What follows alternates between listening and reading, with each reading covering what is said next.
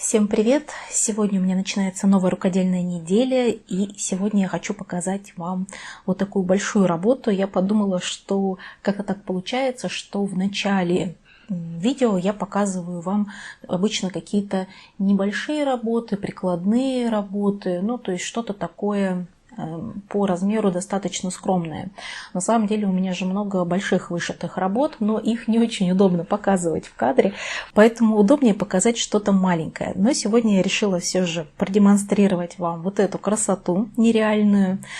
Искала что-то такое, ну, чтобы, наверное, отражало сейчас сущность сезона. Мне обычно как-то хочется близкое к сезону что-то показывать. И, конечно же, вот этот павлин в прекрасном саду с цветущей глицинией, мне кажется, сейчас как раз в тему. Это сюжет от Анкор. Я думаю, что многие его знают, видели, наверняка видели вышитым тоже. Вот такой вот он у меня красавец. И это была моя первая работа от фирмы Анкор. Да, я начала сразу с такого гиганта, чтобы вы понимали, размер у него вот именно по крестикам 30 на 40 сантиметров. Давайте я вспомнила, что у меня есть видео о том, как я вышивала эту работу, именно такое вот коротенькое. Оно пока будет идти, а я буду рассказывать вам немножко о ней. Мне кажется, так получится вам лучше показать эту работу, и вы сможете в нее больше погрузиться. Вот периодически думаю о том, что надо чаще делать подобные видео, которые показывают процесс какой-то одной работы, но на это тоже нужно всегда выделить время. Итак, дизайн от фирмы Анкор, который был первым в моей жизни, и меня пугали.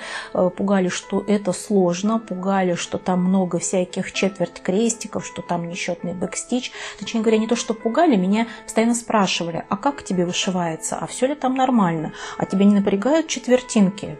Почему, думаю, они меня должны напрягать? Там этих четвертинок-то раз-два и обчелся. Ну, немножко в голубях они есть, по-моему, и все, насколько я помню.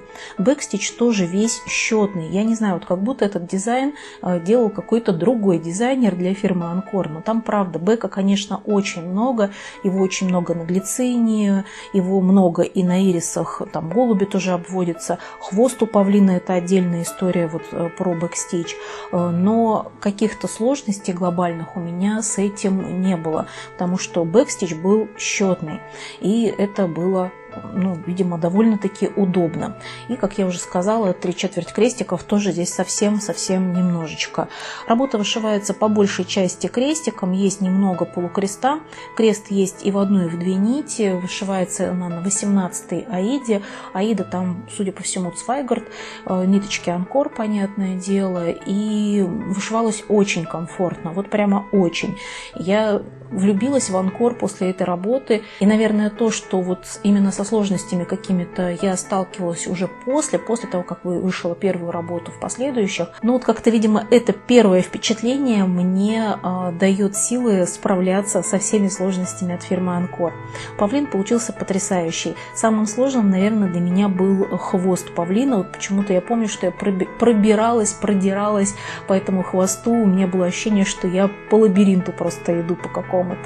И он вышивался не так просто. Там тоже бэкстич, который таким желтым, не желтым, таким скорее оранжевым цветом идет по хвосту.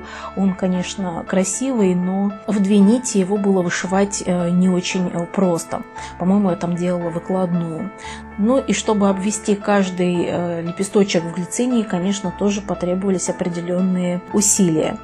Но работа зато получилась замечательной. Мне этот сюжет очень нравится до сих пор, и я им любуюсь до сих пор. У меня практически постоянно висит на стене. Но иногда бывает, что убираю или там чуть дальше, чуть ближе, как-то я так достаю эту работу. Но, в общем-то, достаточно часто я ее вижу. Оформление у меня получилось вот такое вот.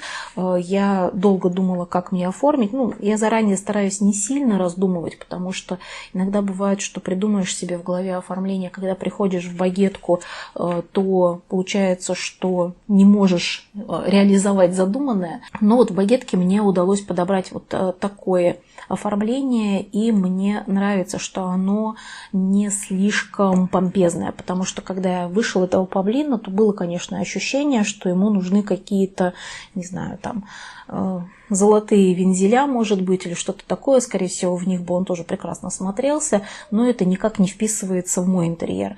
Поэтому хотелось что-то относительно сдержанное. Ну и в итоге мне получилось подобрать вот такой багет интересный. У него вот этот вот узор по краю идет. И потом еще добавили слип внутри, тоже такой серебряный.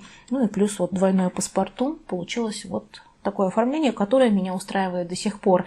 Не про все свои работы я так могу сказать, то есть что-то бы мне хотелось, наверное, переоформить скорее, но вот павлином я довольна и до сих пор мне все нравится. Вот такая вот большая-большая работа, довольно тяжеленькая. Ну что ж, вот откуда пошла моя любовь к Анкор, теперь вы знаете. И давайте перейдем к игре, узнаем, что же для всех участников игры «Вышить все», и для меня в том числе, выбрал у нас кубик. Сегодня у нас 18-й бросок кубика. Кубик у нас сегодня будет вот такой. Ну что, вы загадали какую-нибудь цифру? На что вы рассчитываете? Я вот рассчитываю на то, что сегодня будет что-нибудь другое, а не двоечка. Ну а что именно, сейчас узнаем.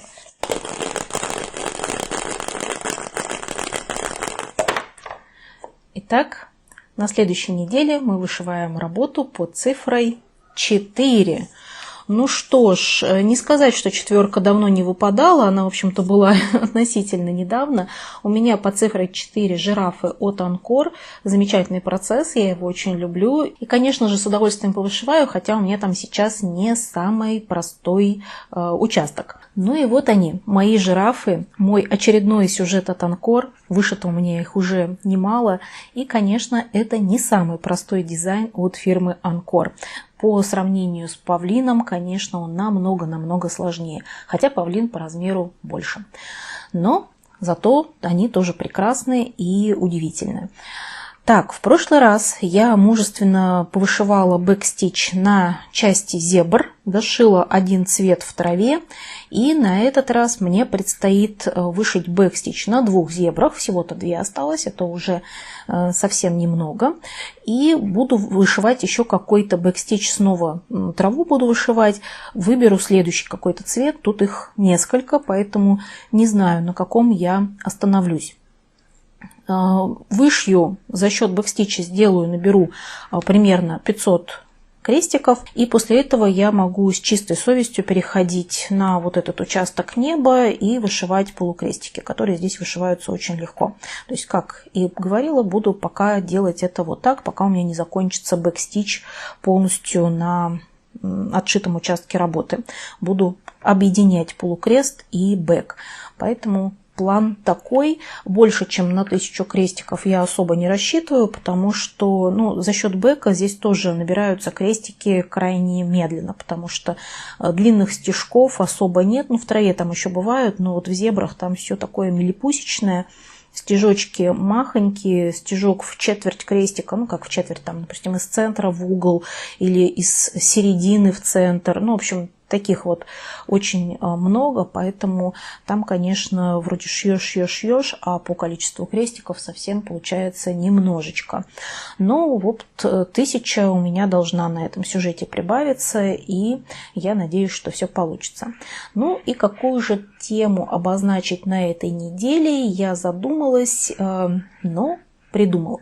У меня было несколько вариантов, но я выбрала тот, которого, во-первых, еще не было варианта, а во-вторых, можно сказать, что немножечко я подогнала под тот сюжет, который и мне хочется повышивать, и вы его тоже очень сильно ждете.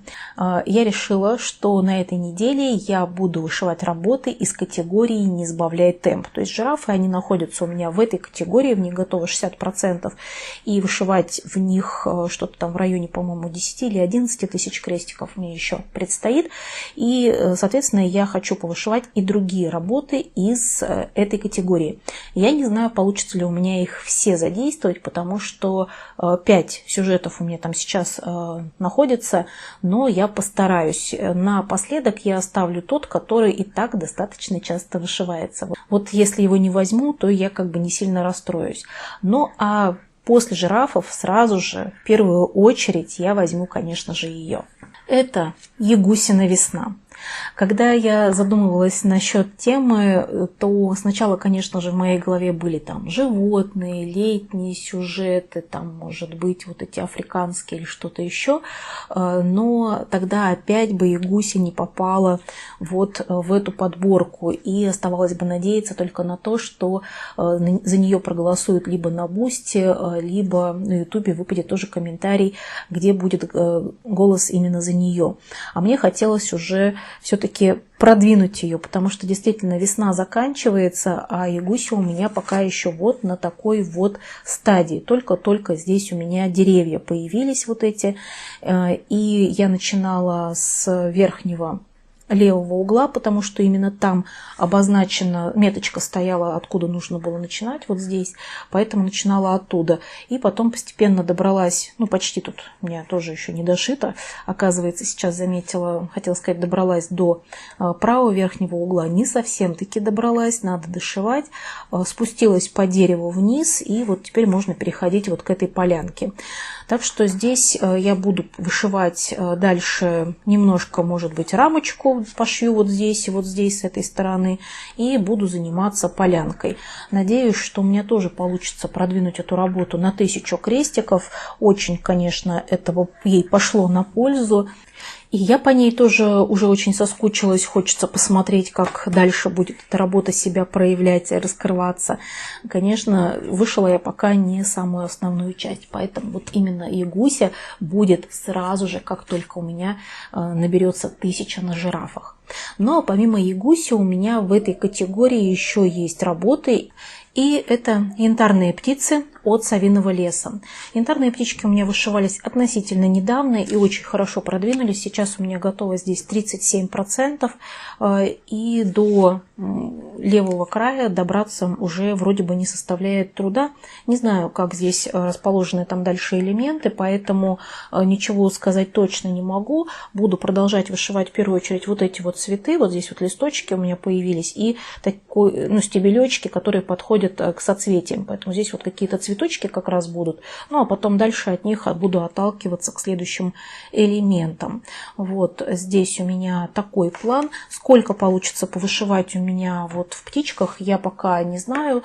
В первую очередь я буду заниматься жирафами и ягусей, а уже только времени сколько останется, там уже буду брать птичек. Поэтому здесь, может быть, продвижение будет и меньше 1000. Ну и моя работа, которая из недели в неделю вышивается, это свежесть от Радуги Бисера. Вот такие мои замечательные лимончики. Здесь остается все меньше и меньше. Мне кажется, тут около 10, ну нет, больше 10 рядов еще осталось. На этой неделе вряд ли получится дошить, но я думаю, что основательно приближу ее к финишу. И, может быть, на следующей неделе уже получится все-таки ее полностью доделать. Вот. Очень мне нравится, то есть здесь все классно получается. Здесь никаких себе на самом деле планов и норм не ставлю, то есть здесь вообще все как получается, как идет, так идет. Ну, если вдруг не будет продвигаться она на этой неделе, тоже ничего страшного. Но я думаю, что хоть немножко да продвинется, надеюсь, в принципе, где-то на половину из оставшегося, может быть, у меня получится ее продвинуть. Ну что ж, вот такие у меня планы на ближайшие дни. Увидимся с вами через секундочку, и я покажу вам, что у меня получилось. Ну что ж, первая половина недели прошла, и уже понятно, что она будет не столь продуктивна, как предыдущая. В общем-то, я на это и не особо рассчитывала. Такие недели, как прошлая у меня была, не знаю, повторятся ли вообще еще когда-нибудь, но что-то я вышила.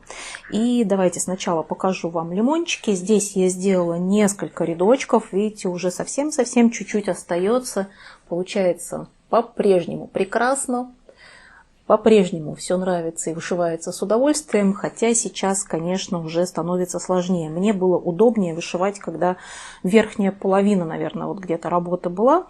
Почему-то мне комфортнее было вышивать и ее. Я эту работу вышиваю, держа пяльцы в руках, и для меня это не совсем привычный формат, потому что обычно я так не вышиваю, когда крестиком именно у меня работа выполняется. Но вот здесь я поняла, что бисером мне удобно, в общем-то так. Но вот чем ниже, тем менее удобно мне становится. И к тому же я подбираюсь вот к этим уголочкам, краям. Этот у меня еще входит, здесь уже не входит. И вот я пока не совсем понимаю, не совсем определилась и решила, как же мне быть дальше. Вот здесь вот уже прям вплотную подхожу к краю пялец. И так как у нас здесь изнутри еще вот этот ободочек металлический, он чуть-чуть ближе к центру находится, чем желтый вот этот вот край.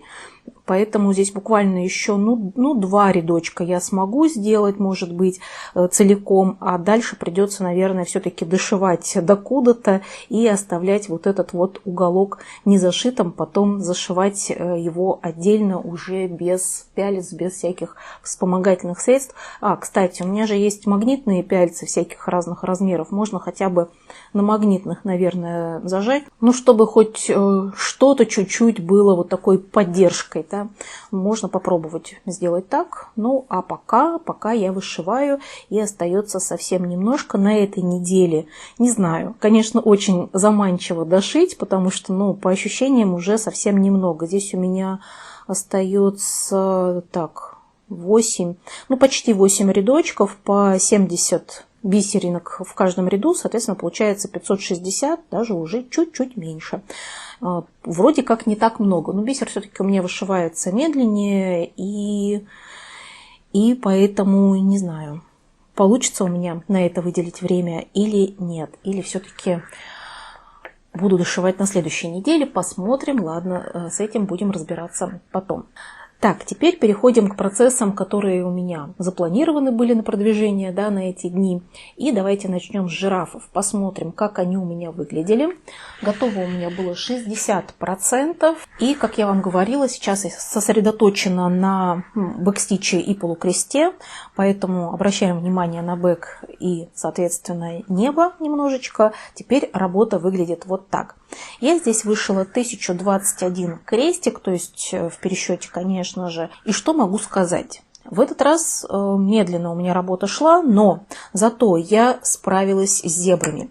Зебры у меня полностью вышиты, ура! То есть здесь уже какой-то, кстати... Я не проверила на вот этих двух зебрах, есть ли белый цвет. Только сейчас поняла, потому что на всех зебрах есть немножечко белого бэкстича. Там по спинке идет.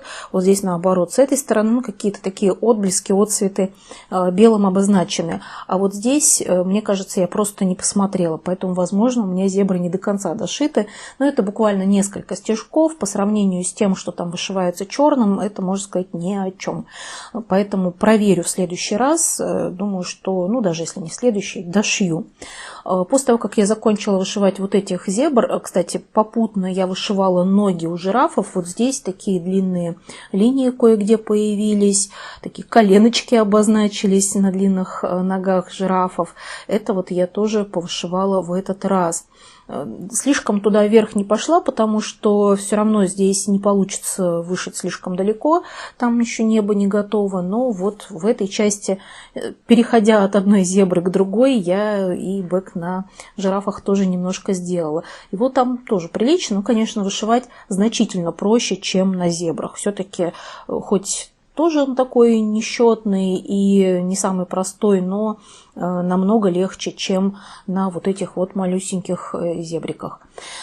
И я взяла следующий цвет, после того, как вот этот участок вышила, взяла следующий цвет травы, и это такой вот уже желтенький, такой желто-оранжевый цвет, и начала вышивать траву им. Трава все-таки полегче идет, но тоже здесь не скажешь, что это абсолютно простая работа. Поэтому я устала, вот такой вот кусочек вышила этой травы, вот здесь еще с этой стороны не вышивала этот цвет, устала и решила все-таки перебраться к небу. Небо, я думаю, заметно достаточно продвинулось, потому что, все-таки полукрест, он заполняет больше пустого пространства, соответственно, и продвижение чуть более заметно. Плюс у меня вот сюда пошел полукрест, вот между этими жирафами появился, и даже чуть-чуть, несколько полукрестиков я сделала вот здесь. То есть тот же самый цвет был, я его тоже вышила. В общем, с полукрестом все нормально. Поначалу, может быть, даже было чуть-чуть посложнее, потому что не от чего было особенно отталкиваться, как-то все вот было ровненько, гладенько гладенько. А сейчас уже, когда все вот так вот вышито, то нормально. Потихонечку вышивается достаточно легко по сравнению с бэкстичем, так и вообще не о чем разговаривать. Все здесь прекрасно. Но почему-то мне казалось, что небо будет еще легче, потому что я предполагала, что там участки такие более объемные заполняются одним цветом. А здесь вот прям вперемешку идет, да, такими линиями, но все равно это получается что-то вроде того, там здесь 10 полукрестиков, потом куда-то сдвигаемся, здесь какую-то полосочку тоже делаем, иногда в одну линию, иногда в 2-3 ряда, вот, потом дальше куда-то сдвигаемся, ну и вот так вот они все вот друг в друга заходят, то есть эффект получается прикольный, но вышивать это не настолько просто, как я предполагала просто. Но в целом все равно, конечно, сложностей особых нет. Вот такое у меня здесь продвижение. До 64% я уже добралась. И что сказать? Я очень рада, что у меня закончились зебры. Это прям вообще праздник, потому что все-таки, наверное, это было самое здесь такое сложное. С травой еще, конечно, придется мне повозиться, потому что здесь помимо вот этого желто-оранжевого цвета и серый, который я уже вышила, еще будет 2-3 цвета, наверное, будет. И ориентироваться в траве не сильно так уж мне нравится, но это уже радует, что не зебры. Ну и эта работа, честно говоря, у меня отняла прям много времени. Не получалось у меня на ней как-то быстро работать, быстро вышивать, поэтому дальше я успела не все. Ну, давайте посмотрим теперь на Ягусю. Дальше по планам у меня была Ягусина весна от золотых ручек, и я с энтузиазмом взялась за эту работу. Давайте посмотрим, как у меня она выглядела до этого подхода. И я очень надеюсь, что вы заметите разницу, потому что, в общем-то, ту норму, которую я планировала в 1000 крестиков, я сделала. Теперь работа выглядит вот так. Но насколько вы замечаете продвижение, я не знаю, потому что у меня лично складывается впечатление, что эта 1000 размазалась где-то как-то и особого продвижения незаметно. Потому что я думала, что я буду вышивать полянку, вот эту. Вот, наверное, вот этот кусочек заметен. Но ему досталось совсем немножко крестиков.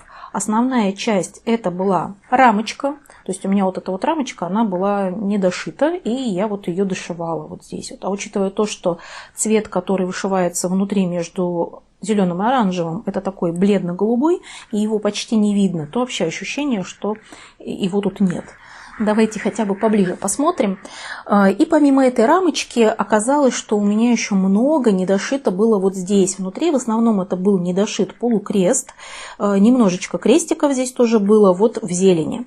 Поэтому я сосредоточилась на том, чтобы это доделать. Можно было еще вообще здесь заняться бэкстичем, но я подумала, что все-таки я хочу добраться до полянки. И я до нее добралась, решила здесь пошить. Начала вот с этих тоже, кто там, одуванчики у нас будут, вот такие у меня кружочки здесь появились, они вышивались вот этим же бледно-голубым цветом. Ну и потом потихоньку здесь уже и зеленый добавился. Ну тоже, знаете, как я вышивала, сначала полукрест вышивала вот здесь, в одну ниточку он шел. Потом у меня нитка оставалась, если я смотрела, можно ли ей тут крестики пошить.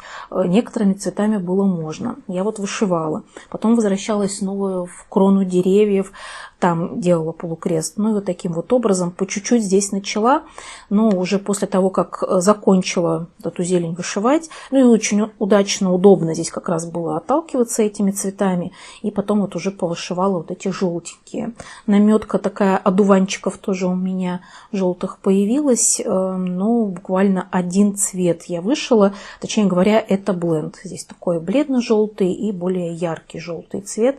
Вот у меня на этой части вышит. Вообще по работе, что я могу сказать? Мне не очень нравится здесь основа, то есть она для меня не приятная, скажем так. Я вот почему, например, люблю там равномерку какую-нибудь или лен.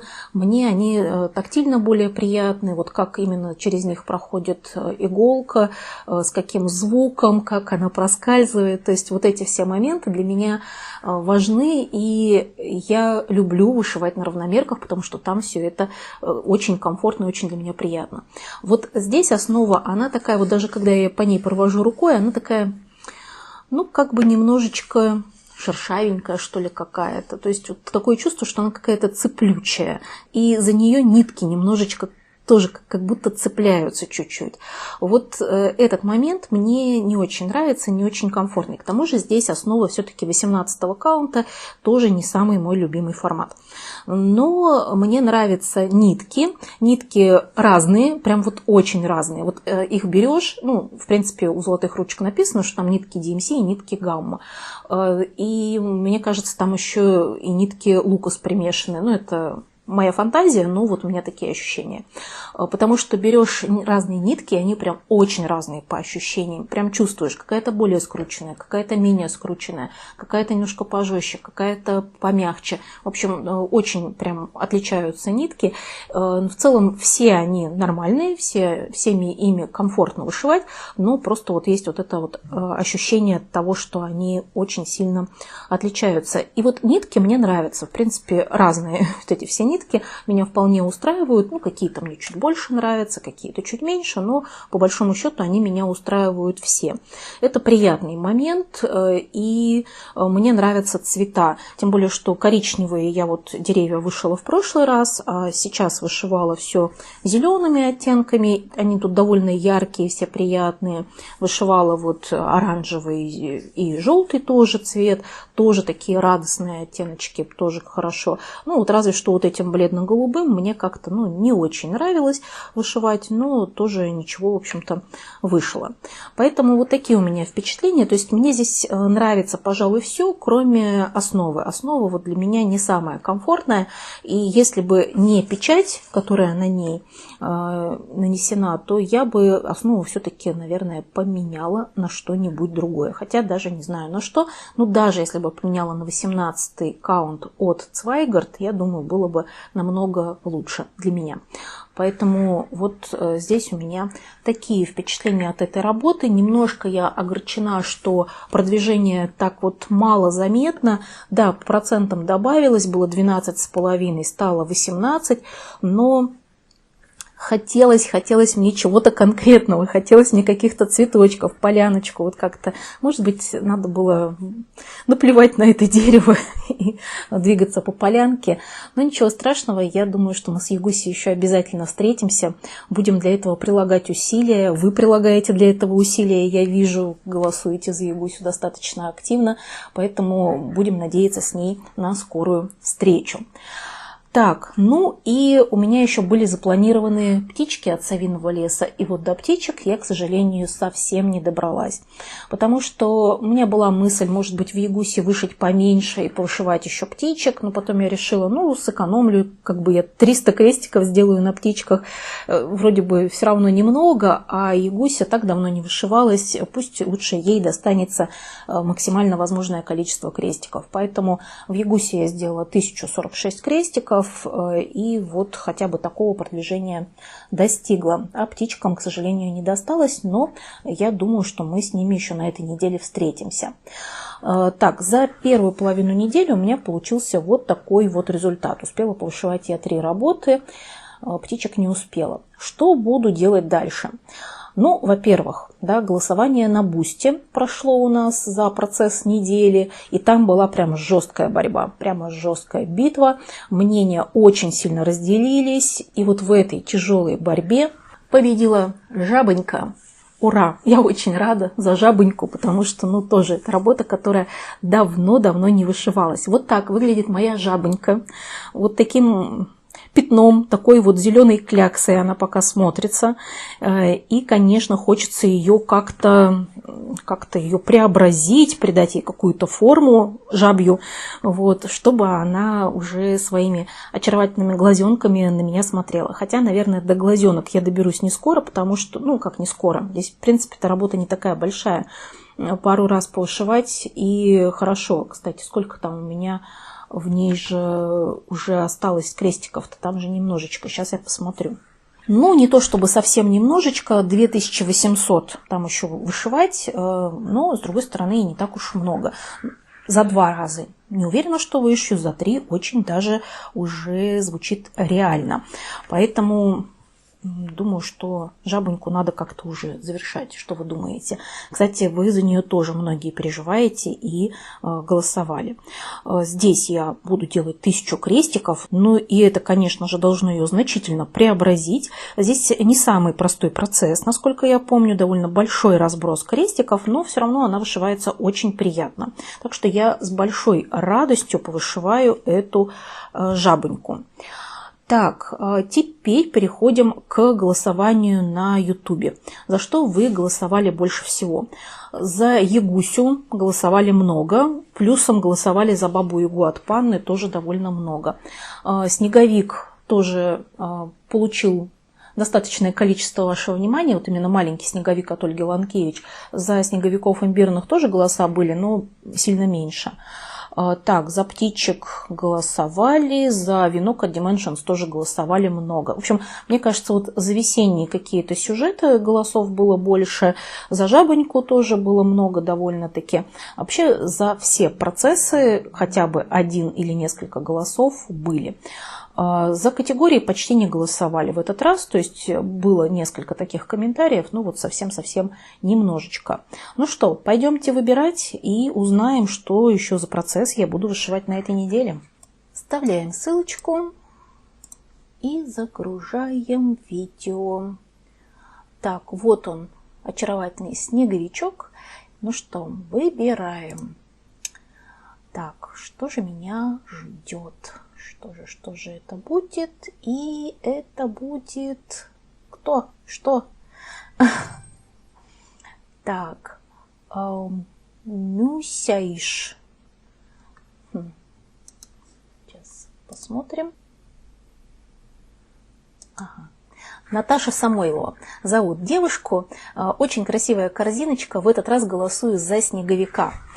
Прекрасно. Огромное спасибо вам, Наташа, за такой прекрасный выбор и за комплимент моей корзиночки. Я тоже ее очень люблю. Спасибо, что вы тоже ее отметили. Снеговик – это прекрасный, чудесный выбор. Он достаточно близок к финишу, и я с удовольствием его продвину еще.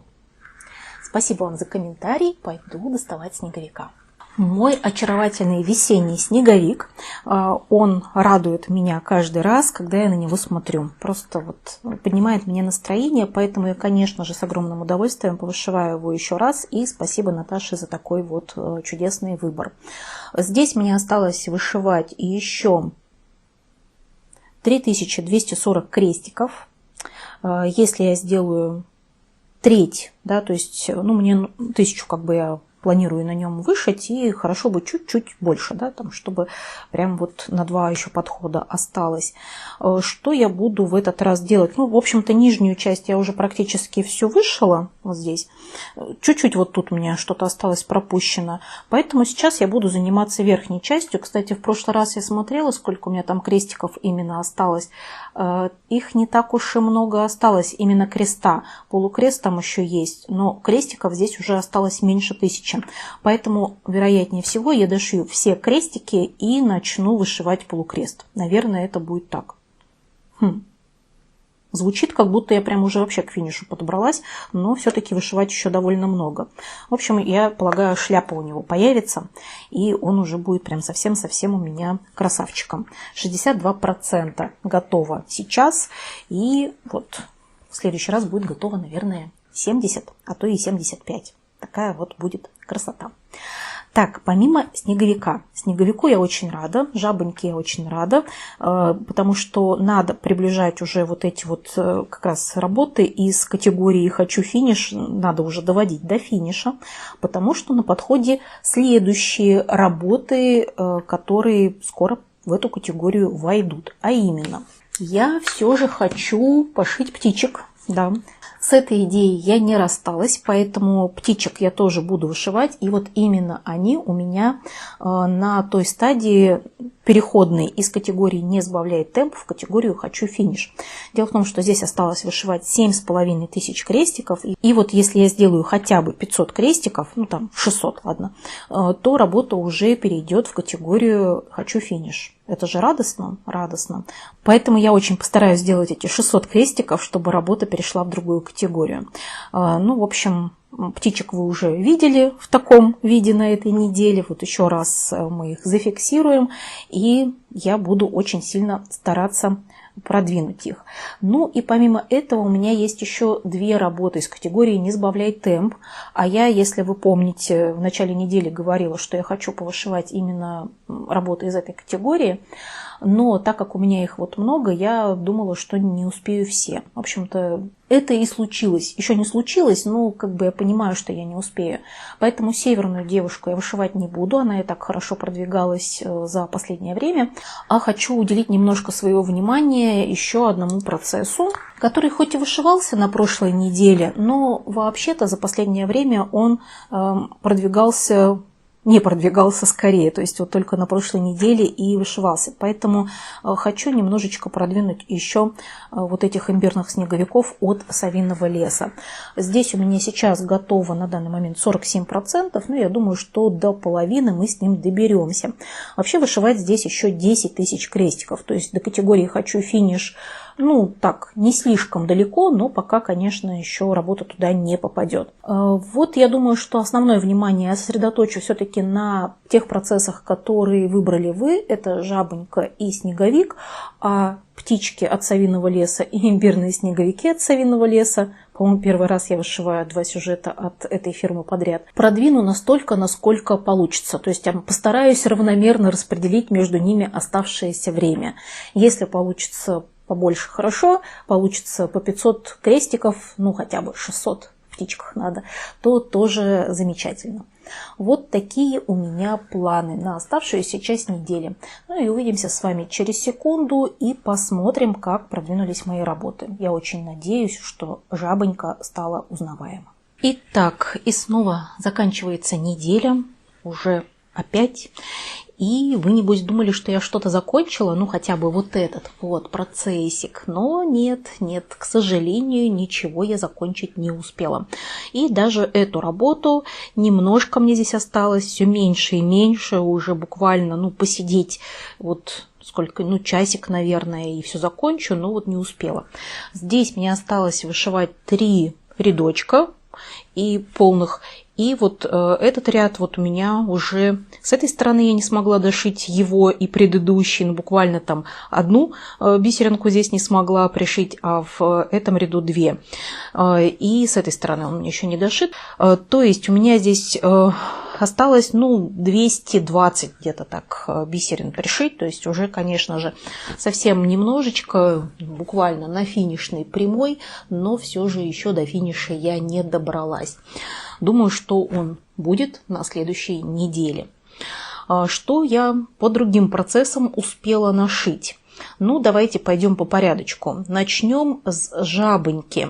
Жабонька у меня выглядела вот такой вот зеленой кляксой. Я добавила в ней 1026 крестиков, и теперь она у меня выглядит вот такой большой зеленой кляксой.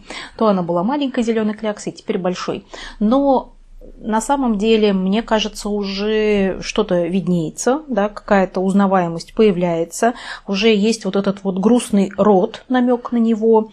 Лапки у нее и так, в общем-то, были видны контуры лап. Сейчас они уже немножечко обретают плоть, скажем так. Потихонечку, в общем, она подрастает. Ну, как потихонечку. На самом-то деле это уже готово 53%. То есть половина, но пока еще все-таки не очень она читается. Вышивалась хорошо, приятно, да, не очень быстро, потому что здесь все-таки разброс такой крестиков приличный. У меня, оказывается, не входит вот эта вот нижняя часть в пяльце, то есть выбираю я еще какие цвета вышивать, потому что, в принципе, люблю уже вышивать снизу, но здесь начинала из центра, и нижнюю вот эту часть я не могу сейчас полностью вышить, для этого нужно пяльцы переставлять. Поэтому я просто беру цвет, который, ну, где-нибудь в лягушке есть, и стараюсь его уже сейчас вышить полностью весь. Видите, даже куда забралась, здесь, в принципе, уже верх лягушки, и, ну как, не лягушки даже, а это от нее там такие пятнышки отходят уже выше лягушки даже. Поэтому, может быть, я смогу переставить пяльцы чуть-чуть вверх, и у меня полностью будет работа входить. Но пока вот она так выглядит. Глазки я ей, разумеется, не вышила, потому что пока на зеленом на всем сосредоточена. По-прежнему здесь все так же, там есть какие-то участки, где много крестиков одним цветом можно вышить, такое нормальное количество. И есть участки, где там 2, 3, 4, 5, то есть таких тоже много. Но мне нравится то, что получается, мне нравится процесс, мне нравится вышивать на этой основе, меня не раздражает вот этот вот разброс крестиков здесь, скорее просто замедляет, но какого-то напряжения, раздражения по этому поводу у меня нет. Думаю, что с лягушечкой мы в ближайшее время еще будем встречаться и уже двигать ее к финишу. Не уверена я, что закончить успею в мае, например, но летом-то уж точно я ее дошью. Так, дальше я брала снеговика, который выпал мне в задании на YouTube. И давайте посмотрим, как выглядел он. Снеговику, честно говоря, я уделила побольше времени, просто не могла себя оторвать, и теперь он выглядит у меня вот так. Я здесь вышила, помимо того, что дошила все крестики, которые я вам, в общем-то, обещала дошить, и перешла к полукресту, и вот пока я не вышила весь полукрест, я не могла от него оторваться, потому что как-то полукрест здесь идет очень легко. Он вышивается здесь всего в общей сложности 3 цветами. Один оттенок, его совсем немного, он где-то вот здесь только внизу идет. И 2 оттенка, которых, один вот прямо много-много-много, и потом еще такой серенький, он так местами встречается. И мне не хотелось это откладывать. Я думаю, вот дошью полукрестики все, и мне останется только бэкстич. Бэкстича здесь, конечно, просто очень много. Он очень разный по цветам. И, по-моему, количество сложений тоже есть разное. Белый, по-моему, в 1-2 нити. И еще какой-то, кажется, тоже есть в 1-2 нити. В общем, бэк немножечко, конечно, не то чтобы пугает, но я понимаю, что там придется с ним посидеть. Хотя я вот рассматривала его, с точки зрения, насколько быстро у меня получится его вышить. Где-то мне он показался таким довольно-таки трудоемким, а где-то, я думаю, будет вышиваться легко. Например, елки. То есть вот эти коричневые такие, вы видите, торчат ветки. Это вот ветки, на которых будут иголки. И, соответственно, вот здесь будет вышиваться много-много иголок. Они вышиваются разными цветами, но мне кажется, сами иголки должны вышиваться легко. Кстати, может, они в 2 нити вышиваются, вот здесь я точно не помню. И еще я подумала, что надо забраться в файл PDF, посмотреть, может быть, там где-то есть, или на саму схему пристально посмотреть, что, зачем лучше вышивать, то есть в каком порядке вышивать бэкстич, потому что здесь он местами наслаивается друг на друга, и лучше бы как-то, чтобы это было логично. Но я довольна, в общем, что я здесь сделала и крестики, и полукрестики. За счет этого у меня получилось здесь 1453 крестика, и это уже 79% работы готово. Но, заметьте, 21% от всей работы это бэкстич. 5-я часть это бэкстич. Бэка здесь много. Но мне он нравится даже без бэка, хотя я, конечно же, понимаю, что с ним он еще больше преобразится и будет еще прекраснее. Очаровательная разработка, очаровательный дизайн. Еще мне нравится, как он так идеально вписывается в куснапы. Очень удобно вышивать. Это тоже меня радует. Так, идем дальше, и у нас остается совиный лес. 2 процесса от совиного леса я планировала повышивать, повышивала. Что у меня там получилось? Давайте посмотрим на птичек. Здесь, конечно, результаты не столь впечатляющие, как в снеговике, но, тем не менее, продвижение есть. Птички теперь выглядят вот так. И я думаю, что заметно появились у меня вот эти 2 цветочка. Это, наверное, основное, что заметно, то есть сами вот эти цветы. И вот здесь еще 2 цветочка тоже появилось, маленьких вот этих вот. Все прекрасно, опять же, все нормально вышивалось, все легко и просто. В этот раз еще не надо было никуда там отсчитывать ничего, все рядышком располагалось, поэтому это было еще проще.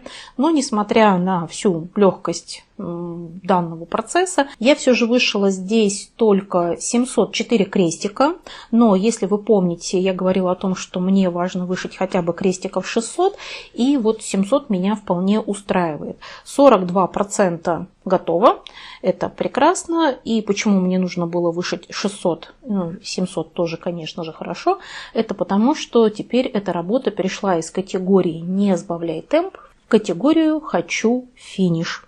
Вот. И это такое знаменательное для меня событие. Так что здесь тоже все прекрасно получается. Еще один цвет я на этом участке работы дошила. Уже вот у меня был дошит коричневый, и теперь полностью вышит, по-моему, бледно-желтый. По-моему, его здесь больше уже нигде не будет. Вот. Так что потихонечку продвигаемся. Ну, углы еще пока не оформила. Вероятно, в следующий раз буду этим заниматься. Ну, хотя бы одним углом. Хотя здесь я не всегда вышиваю по элементам. Я в основном беру какой-то цвет и пытаюсь вышить все этим цветом, до чего могу дотянуться. Так, это первый процесс от совиного леса, который у меня сейчас в работе и вышивался на этой неделе. И второй сюжет от совиного леса – это имбирные снеговики. Давайте тоже посмотрим, как они у меня выглядели. И им повезло даже чуть-чуть больше, чем птицам. Чуть-чуть больше крестиков им досталось. 809. Теперь здесь появился еще один снеговик. Вот такая у меня уже пара снеговиков. Уже понятно, почему работа называется «Имбирные снеговики». По крайней мере, снеговики сами стали появляться, и даже их уже не один. Ну и, в общем-то, я и этим занималась. То есть вот я вышила этого снеговика, как раз в нем и получилось 800 крестиков. Ну и немного здесь вот уже начал появляться следующий снеговик. Ну а так, в общем-то, только этот результат. Нет, не только. Я же еще вышивала вот этот мешочек. У меня был контур, а я заполняла вот эту вот всю внутренность красным цветом и белый. И вот эту белую линию вышила, благодаря чему у меня теперь есть нижний левый угол. Поэтому вот еще такое знаменательное событие случилось. Первый угол в этой работе у меня появился, что прекрасно. Вот такие у меня результаты по снеговикам. Ну и что можно сказать по результатам недели? Результаты в целом хорошие получились результаты. Конечно, не 9000 крестиков, видимо, долго я еще буду вспоминать про эти 9000, но тоже результат хороший. 6734 крестика я вышила на этой неделе. Опять же, в пересчете на крестики. Повышивала 7 процессов, и теперь у меня такой коллаж. Собственно, все работы в коллаже те же самые, их по-прежнему 13 штук. В категории «Хочу финиш» у меня повышивалось все в этот раз. Лимончики, там, как я уже сказала, осталось примерно 220 бисерин пришить.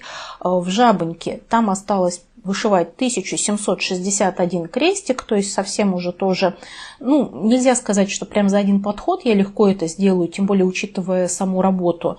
Думаю, что вряд ли, все-таки, наверное, 2 подхода понадобится, но все-таки осталось уже не очень много. Снеговик, он тоже у меня на финишной прямой, там осталось примерно столько же, 1788 в крестиках, это если смотреть в крестиках, то есть это на самом деле остался исключительно бэкстич, и там его огромнейшее количество. И сюда же, в эту категорию, у нас переместились янтарные птицы от совиного леса. В них вышивать чуть меньше 7000 крестиков, там 6900, примерно так. Но уже все-таки они в этой категории. Давайте сразу скажу про категорию «Думай о великом». Из нее на этой неделе ничего не вышивалось. Баба-Яга от Панны, Пандемик, от Dimensions венок «Весна в Париже» от РТО и слон от Анкор. Они вот какими были, такими и остались. Ну, еще у нас есть категория «Не сбавляй темп», которая чуть-чуть сократилась из-за того, что птички из нее уже вышли. Так как я была сосредоточена на ней, то я повышивала почти все процессы из нее, кроме «Северной сказки». Потому что «Северная сказка» продвигалась на предыдущих неделях хорошо, и я оставила ее напоследок, взять ее не успела. Жирафы тоже хорошо продвинулись, там тоже у меня знаменательные события. Осталось вышивать чуть меньше 10 тысяч крестиков, это тоже приятно, но до категории «хочу финиш» еще все-таки далековато, и, конечно же, я понимаю, что в мае я их не закончу, а мне хотелось закончить их весной. Ну, не вышло, ладно, это, в общем-то, не критично. Имбирные снеговики, в них еще вышивать примерно 9200 крестиков, и гусиная весна, там вышивать еще много, примерно 13 800. Да, вот такая вот маленькая ягуся, а вышивать в ней еще очень и очень много. Однако меня радует, что уже некоторые работы подходят к финишу, то есть он ближе и ближе. И вот одна даже работа перебралась из одной категории в другую, это тоже всегда для меня приятно. Поэтому я довольна и результатами этой недели, и тем, как у меня продвигаются работы. Конечно, хотелось бы в мае сделать еще побольше, успеть. Я там посматриваю на свои планы, пытаюсь как-то с ними свериться. Ну, много из них я, в общем-то, сделала, но не все. И думаю, что все сделать у меня не получится. Но немножко продвинуться в направлении их исполнения, может быть, я смогу. Ну что ж, на этом я буду заканчивать. Если видео вам понравилось, обязательно поставьте лайк, подпишитесь на мой канал, если вдруг вы не подписаны, нажмите колокольчик, чтобы получать уведомления о выходе новых видео. Да, я сняла одно любопытное видео, ну я так думаю, что любопытное. Я навела таки порядок в своих основах для вышивки и сняла про это видео. Я постараюсь его в ближайшее время смонтировать и, может быть, выложу его отдельным видео, а может быть, если оно получится не длинным, потому что там, в общем-то, не так много информации, может быть, я его добавлю к субботнему видео. В общем, здесь я еще пока не определилась, но вот мне кажется, эта информация, может быть, кому-то вдруг будет полезной. Спасибо всем огромное за внимание, спасибо вам за просмотр, огромная благодарность моим подписчикам на Бусти. Если вдруг вы тоже хотите поддержать мой канал финансово, то вы можете сделать это там, регулярной подпиской или разовым донатом. Спасибо вам большое, увидимся в следующих видео, всего вам самого доброго, пока-пока.